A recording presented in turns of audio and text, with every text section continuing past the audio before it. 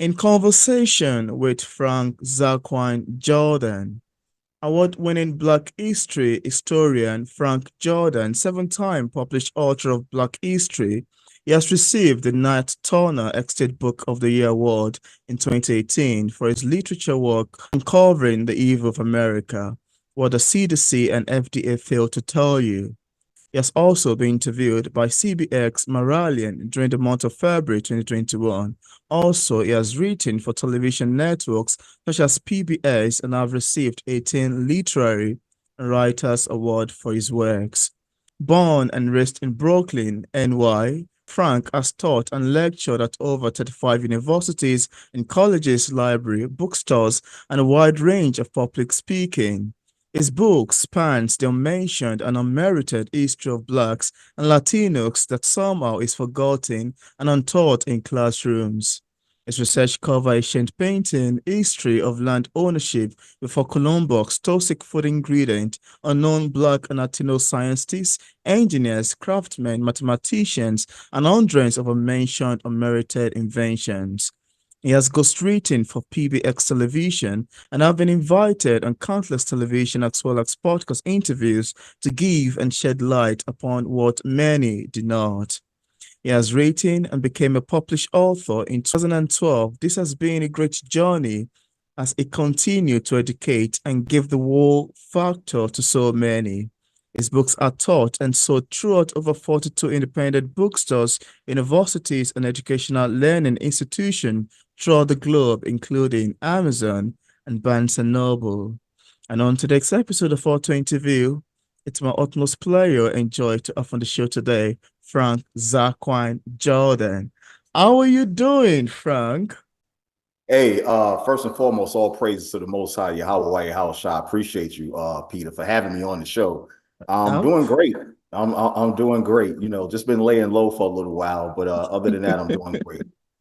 Absolutely. It's quite lovely, actually, to have you on the show today. Quite exciting. We're going to be having a conversation around your amazing works that I've been following for quite a while now. Thank you.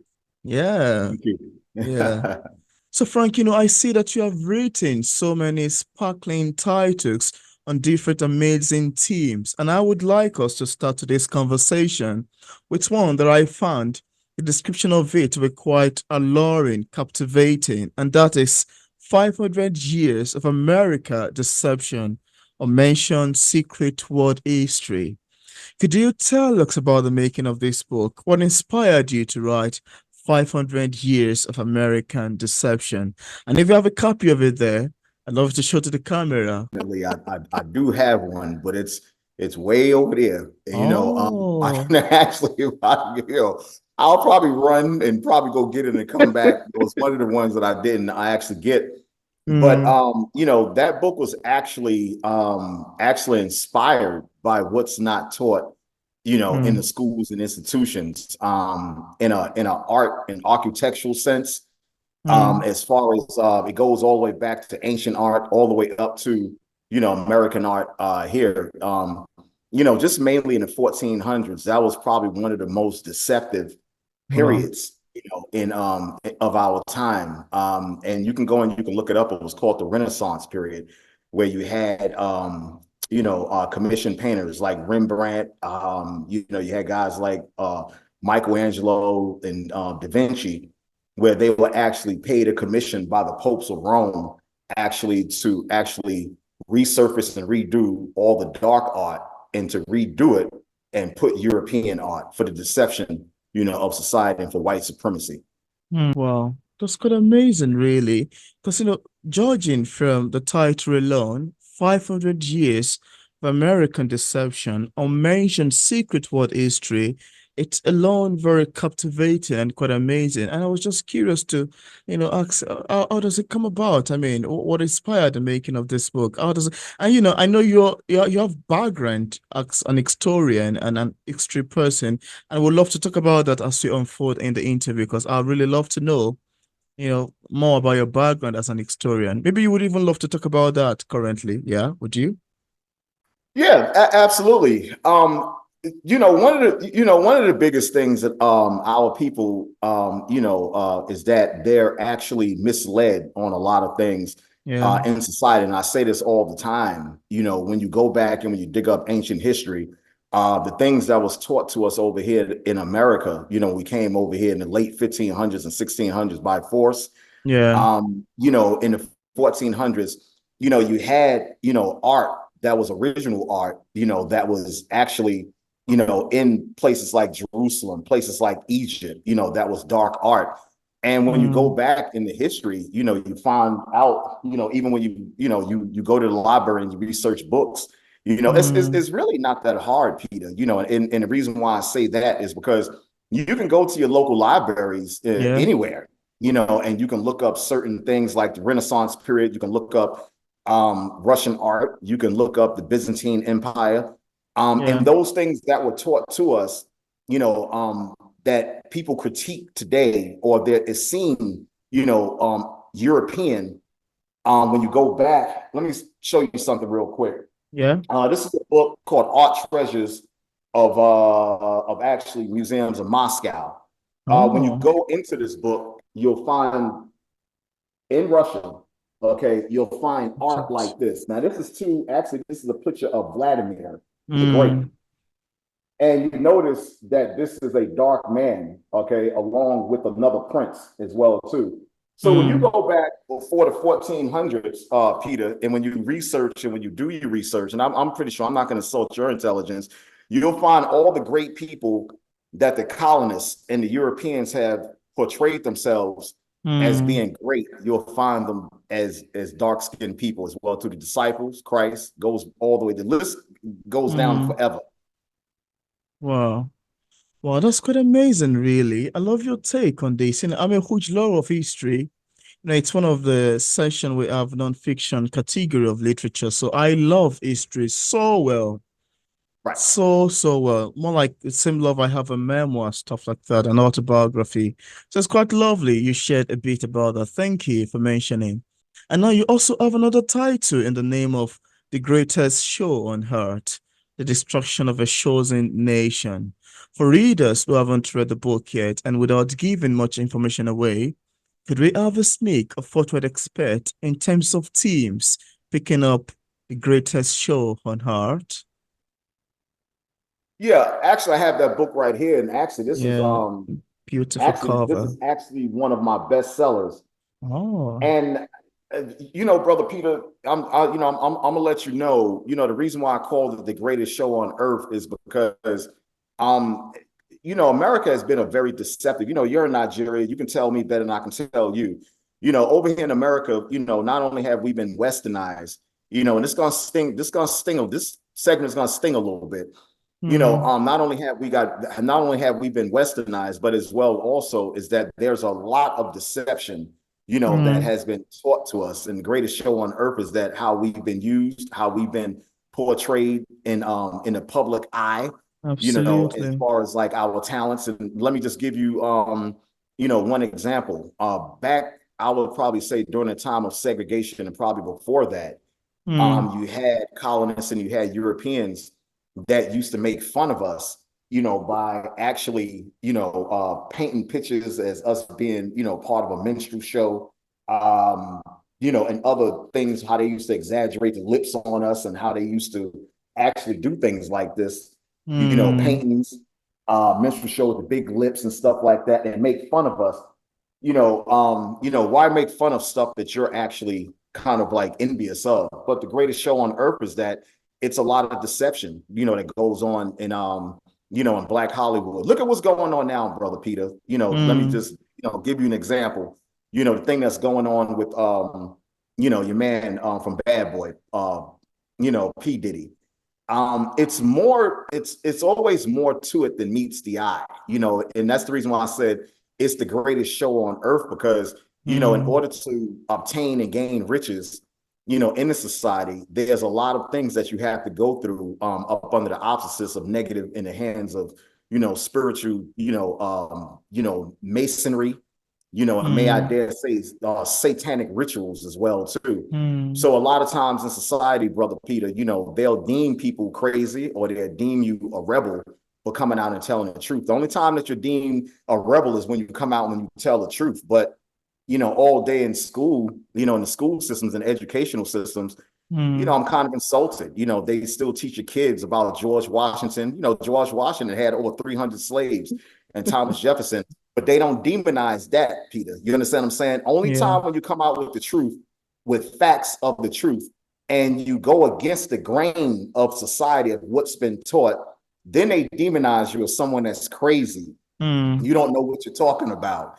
But Yeah. the things that's going on in society, as far as like right now, what's going on with P. Diddy, there was somebody by the name of Hugh Hefner that had a Playboy mansion, as I remember, and in no way am I, saying what P. Diddy has done is correct, because it's a shame. Mm. He needs to be put up under the jail for what he's done.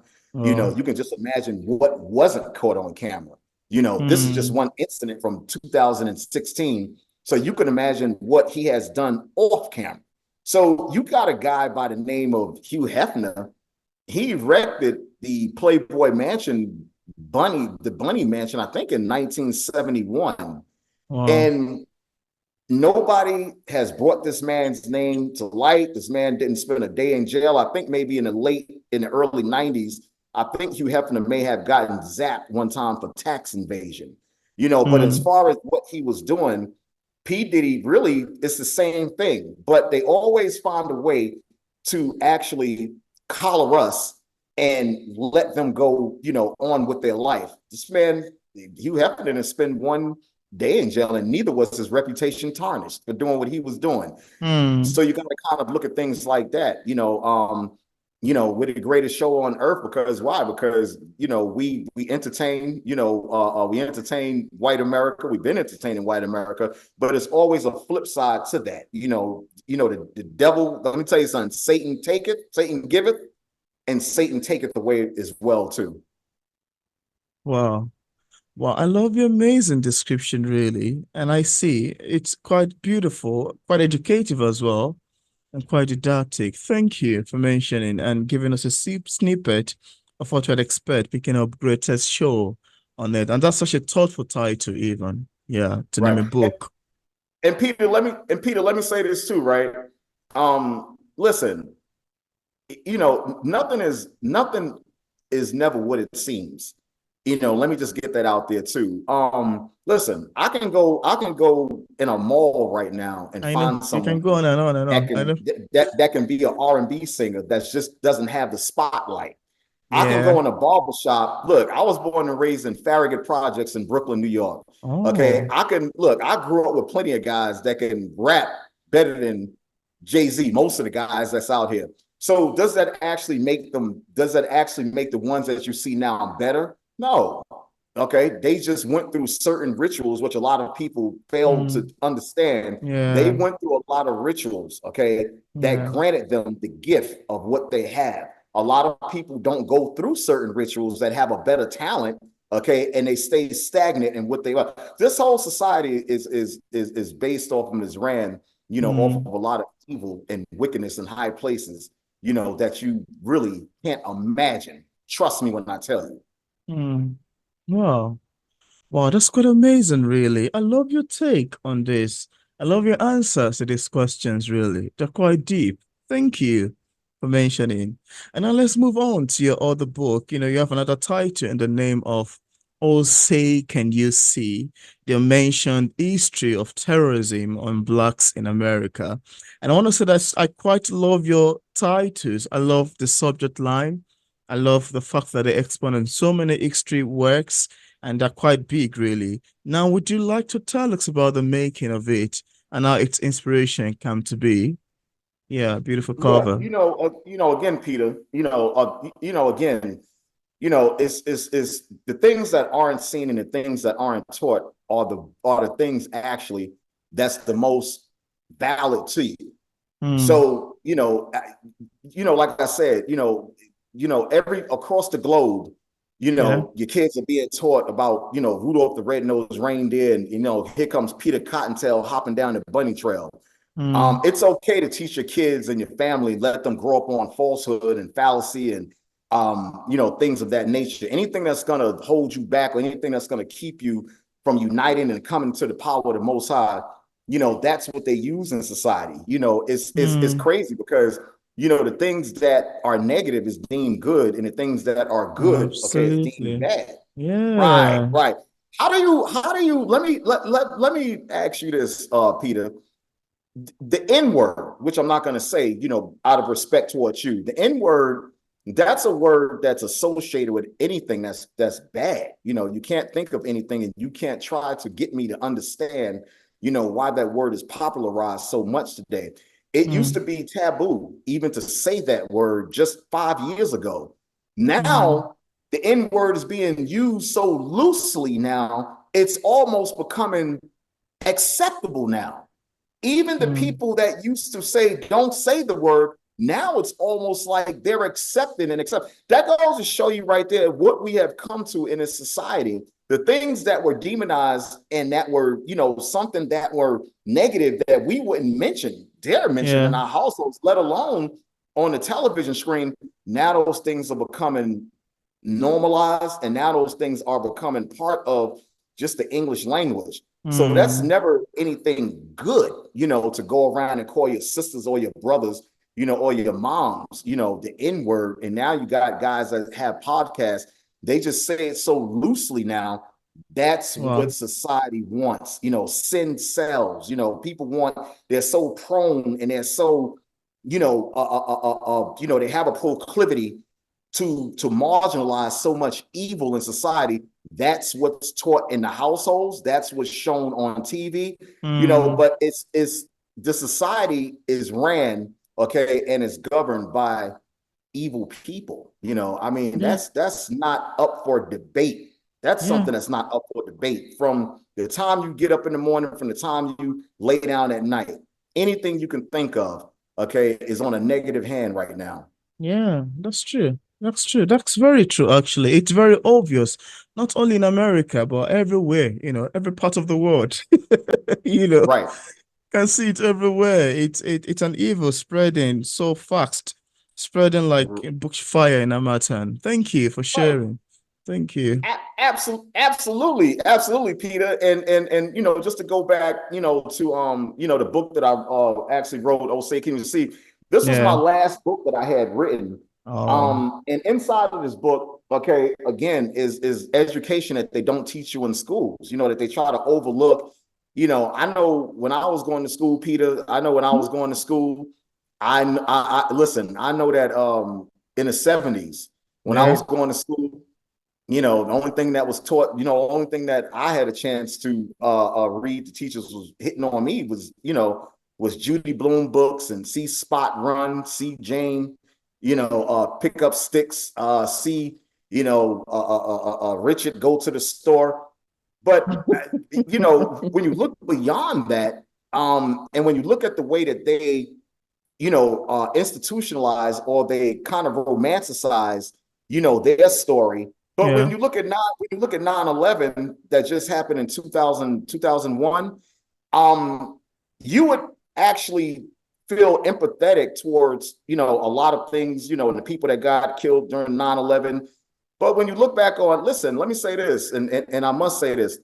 Slavery, okay, slavery lasted from the late 1500s all the way up into so-called 1865. That was Wow. the longest act of terrorism in this world's history. All Wow. right.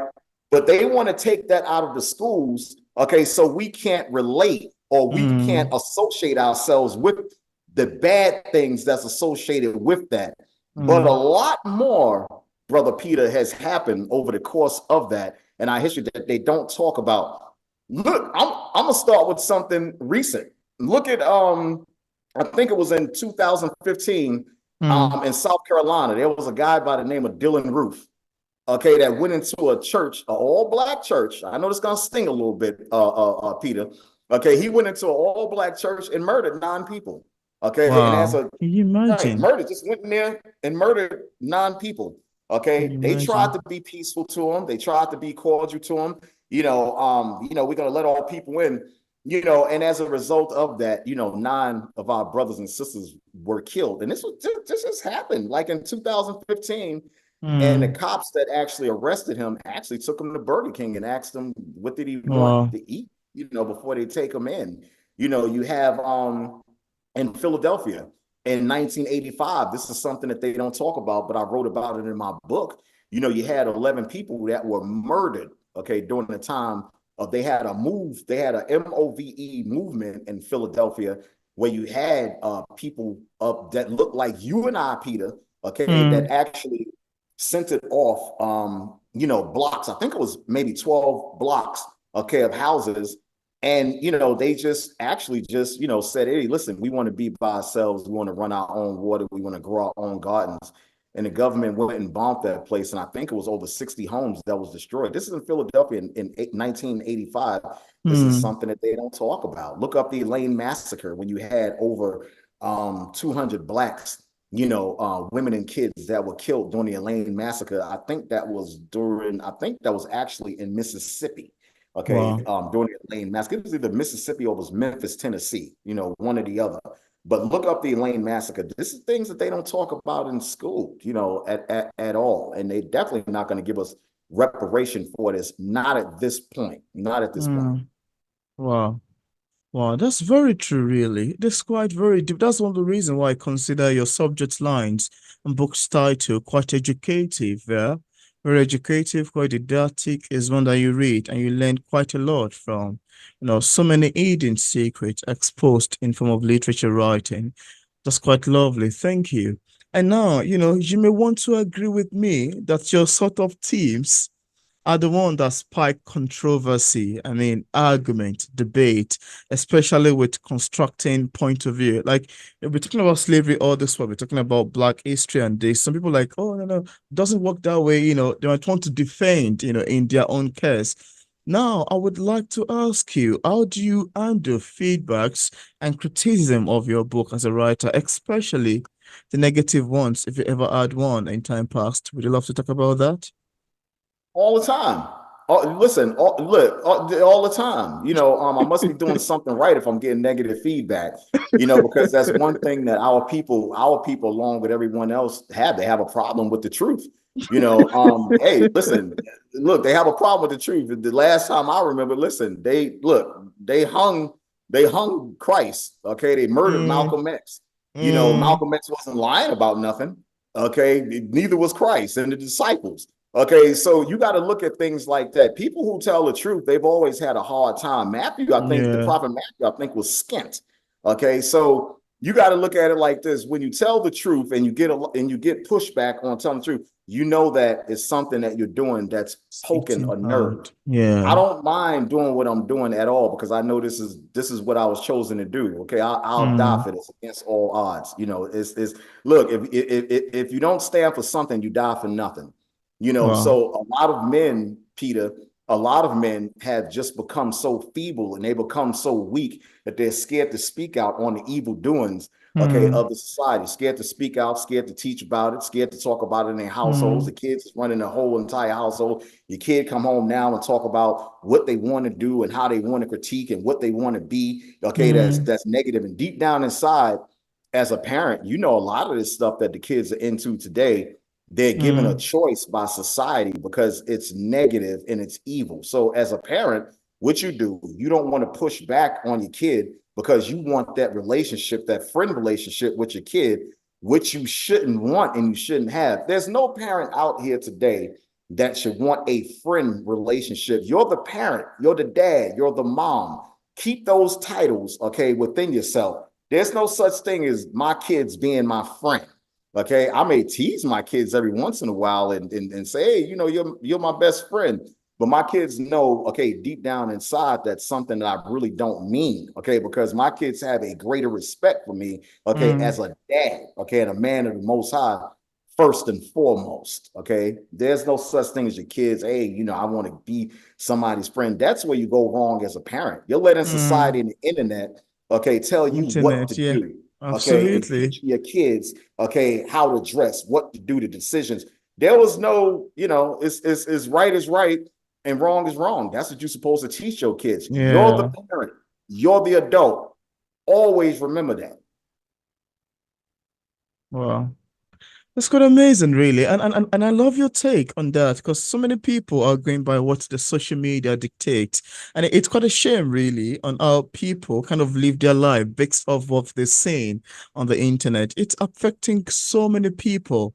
I mean, so many people, so many friendship, relationship, family have been disintegrated just because of what the one is trying to follow on one supposed untrue story over the internet.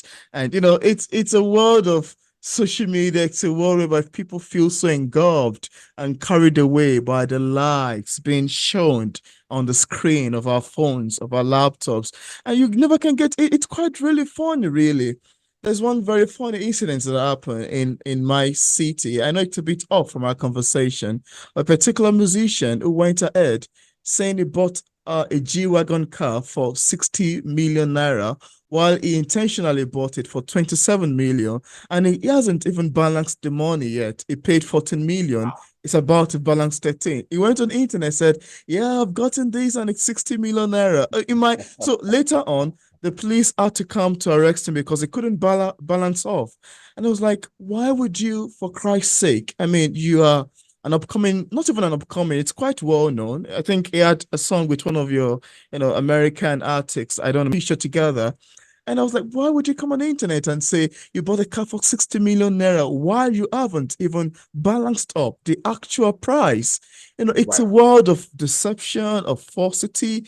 And, people tend to, I've seen so many cases also of family condition, family stories coming up on the internet. You are saying this is how you should treat your children. This is how fathers should relate to their kids. And everything is full of lies. And we tend to act based on what we've seen on social media. It's a shame, really. Number of people that have been carried away by this force flying over the internet, really. Yeah, I love the fact that you mentioned that, really. Right, right, right. Hey, listen, you're 100% correct. We have, as a parent, we have stopped having those conversations that we supposed to have with our kids. It's more or Absolutely. less, it's like demonized almost to tell your Hmm. kids the truth today. Yeah.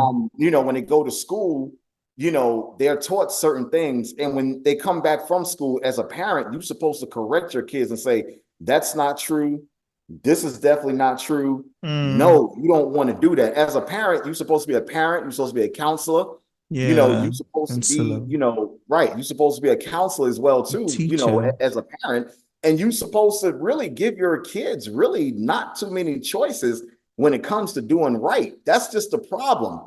Too many parents are giving their kids choices and bad choices. Okay. Hmm. They're not giving their kids the good choices, they're giving their kids wrong choices. Okay. Instead of Choices. you being a parent and you having those tough conversations with your kid that I know that I didn't get, okay, when I was a kid, Hmm. Hmm. those are the type of conversations that you're supposed to have, and Yeah. you're supposed to just stop the generational, unknowing. I was going to use Hmm. another word, but I'm not going to do it. You're supposed to Information. stop the generational unknowing of certain things, and that won't flow into the next generation, you know, Absolutely.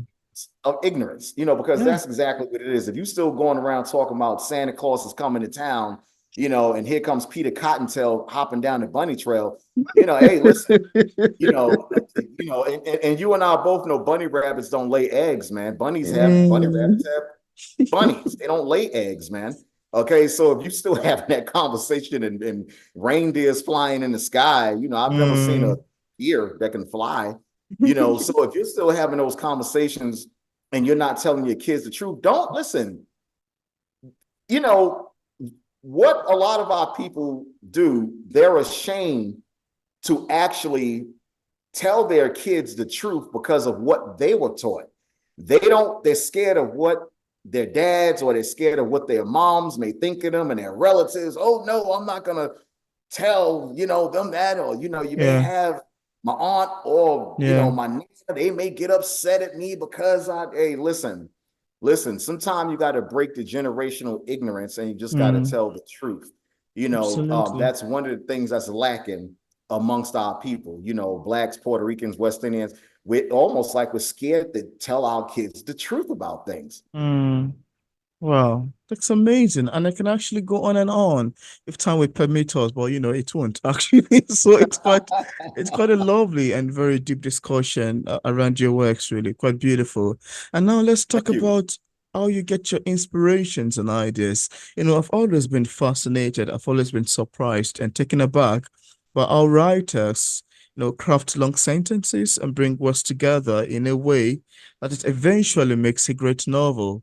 And this always leave me thinking about how exactly did they got the ideas and the inspiration to write these books.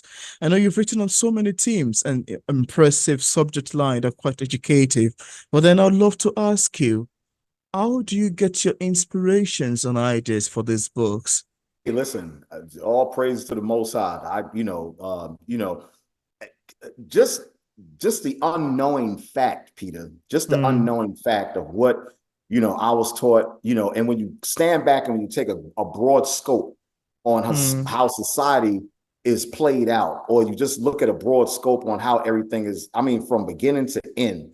mm, What I wasn't taught in school, why there's so many European statues out here, European paintings, it has to be, listen, we're the greatest people on this planet, whether or not people want to admit that or not, or whether you're ashamed. Why so many of our people, they're ashamed to admit that? It's almost like we're scared to be great. We're scared to be the people, who we are, our forefathers. We mm, came over here and built this society up. You got a man by the name of Alexander Miles, I think in 1887, that built the elevator, that constructed the elevator. You got John Burr that invented the lawnmower. You have a guy by the mm. name of John Standard that invented the refrigerator. So these are Yeah, our forefathers. And I say this all the time, Peter. When we were brought from the interiors of Southwest Africa during the late 1500s to the 1600s, there was yeah, no colleges or there was no institutions or no trade schools here that was waiting for us. We went from the ships to the auction blocks and we went straight to work. All right. mm, We were the engineers, we were the kings, we were the princesses. Okay. mm, And we're still those people in captivity. That's what gives me my inspiration.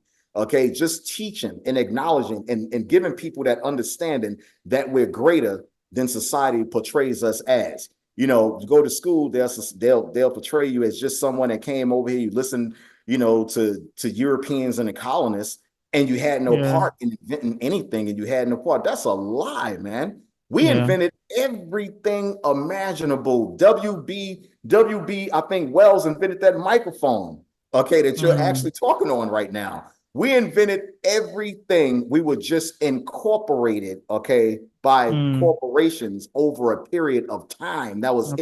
They absolutely. took our genius, our inventions, and they Yeah, just incorporated it over a period of time. That's about it. Now, if something mm. like that doesn't excite you about your gene pool that you come from, I don't know what else will. You can go back to anything, brother Peter. Okay, I'm talking about anything, a pen, a pencil, a wallet, um, Hmm. a computer, anything. That's things that our forefathers invented and they took the Wow. credit. Wow. Facts. Wow. Well, that's quite deep, really. That's quite beautiful. That's quite profound. Yeah. Thank you for mentioning. Thank you for mentioning. And now, apart from the books we've mentioned so far, do you have any other works you've authored or say currently working on? And just in case you have any ideas for or advice for struggling writers, what would that be? Yeah, actually, you want to know something, Peter? I have a book that I've been writing for the last past 2 years. It's funny, but Oh, I've been writing this book for the last past 2 years. And I haven't gotten past the second chapter yet because I have so much to oh, do. That's really taking my time away from it. But yeah. actually, I said to myself last night or a week ago, I said I have to complete this book. It's called Take Another Look. So Hmm. in this book, actually, it's going to detail everything, every bridge, every street, everything over here in America and across the world that's actually named after conquering European colonists. Everything that you see, everything that you see, Peter, I don't care what it is. It can be Columbus University, which is named after Columbus. We Mm, don't have to get into what he did. It can be the George Washington Bridge. So mm, a lot of times when you kind of look at it, America patronized, okay, these guys, and they patronize these symbolisms. mm, And it's a deeper meaning, it's a deeper meaning behind that. Like I come from Brooklyn, in Brooklyn and Bedford-Stuyvesant, Peter Stuyvesant, you have a lot of blacks and Puerto Ricans and West Indians that live in Bedford-Stuyvesant. Peter Stuyvesant, the place that Bedford-Stuyvesant was named after, Peter Stuyvesant had over 50 slaves. So this mm, is stuff that don't get mentioned, but his name, Bedford-Stuyvesant, is named after Peter Stuyvesant. And a lot of people mm. don't know this, okay, because why? Because this is the deception that people don't, they really don't tell you. Absolutely. So this particular book is going to be actually close to maybe 300 pages, Wow. what we just don't know and we see in our everyday life. That's Wow. very, very, very important to us, and my advice actually to upcoming authors is that never put that pen down. I don't care what you do.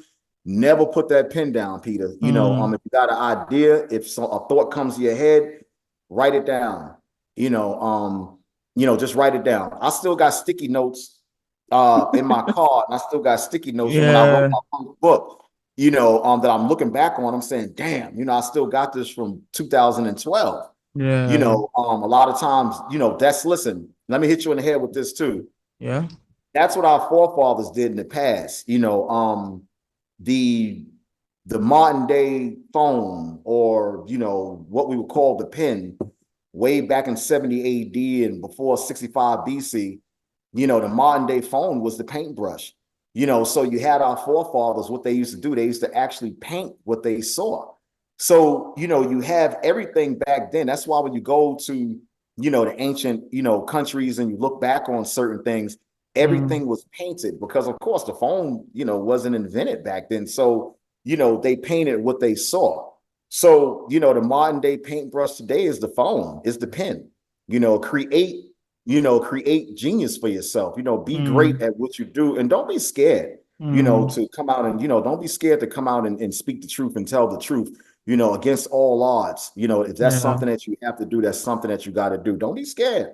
Don't be scared. Don't be scared and let society push you in a corner where you're scared to Absolutely. talk to your kids and tell your kids the truth and even bring things to the forefront, in society. Mm. Wow.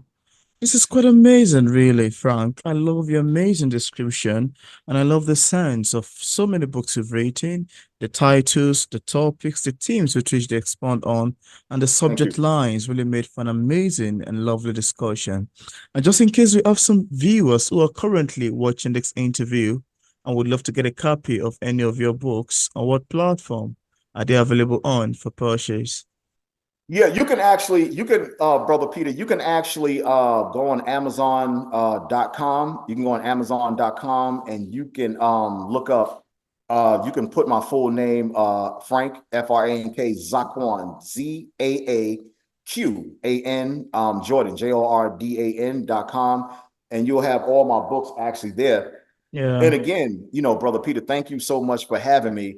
And another thing also is that don't be scared, to come out and tell the truth. Society has marginalized us, Peter, Yeah. where they're kind of like just zipping us up or try to zip us up. But in these last days, you're gonna have men that's gonna come out and they're gonna have this Oh, truth explode yeah. onto the scene.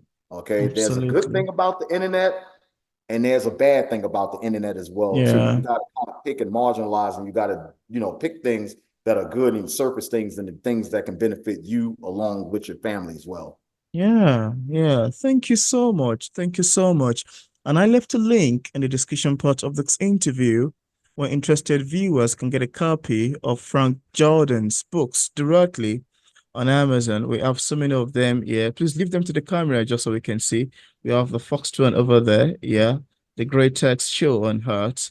We have the other ones. We once were a family. I love the picture of the I love the pictures you have there in the front cover, and the other ones too, what's that? Holiday The holiday Hustle. is Yeah, Holiday hey, Hustle. hey, Quite listen, and beautiful. yeah, hey, brother Peter, listen, the holiday hustle. this is one that you definitely want to have in your household. That goes back to actually detailing, and that actually goes back to dissecting, Mm, every so-called holiday. Even it goes back to the calendar about the Roman Gregorian calendar as well, too. And it shows you actually the paganisms of everything that's celebrated in oh, society. And it's a reason why you don't find none of these holidays that our people are celebrating. Okay, you don't find, especially the people that go to church, you can't find one holiday that's on the calendar, okay, that's in the Bible.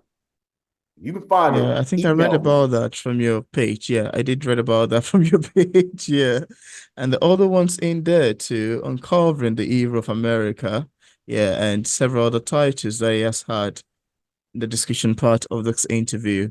So thank you so much, Frank, for Thank accepting the you. invitation to be featured on P English Literature. It's lovely having this conversation with you.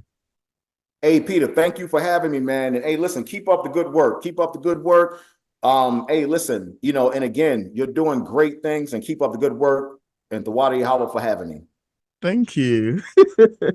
Thank you.